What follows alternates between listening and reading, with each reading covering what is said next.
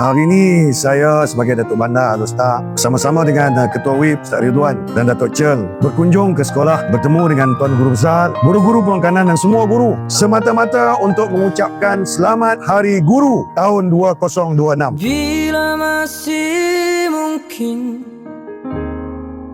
kita Ini adalah sekolah yang berada betul-betul di pusat Bandaraya Al-Ustaz. Saya sebagai Datuk Bandar dan warga Bandaraya mengucapkan terima kasih banyak-banyak kepada guru besar dan semua guru yang mendidik anak-anak, membangunkan pribadi setiap anak-anak bangsa. Lapisan anak murid, anak-anak bangsa inilah yang akan mewarnai Bandaraya Al-Ustaz suatu masa nanti. Semoga dengan didikan yang diberikan oleh para guru di seluruh sekolah dalam Bandaraya Al-Ustaz ini akan membolehkan Bandaraya Al-Ustaz menjadi bandaraya yang berdayahuni.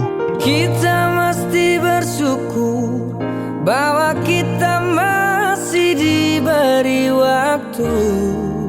Kami mengucapkan terima kasih yang amat sangat kepada semua para guru dalam memastikan anak-anak bangsa kita menjadi pribadi yang mulia, pribadi yang bersama-sama menjaga bandaraya, khususnya dalam aspek kebersihan. InsyaAllah Al-Ustaz akan menjadi bandaraya yang berdayahuni. Terima kasih. Selamat Hari Guru 2026. Matahari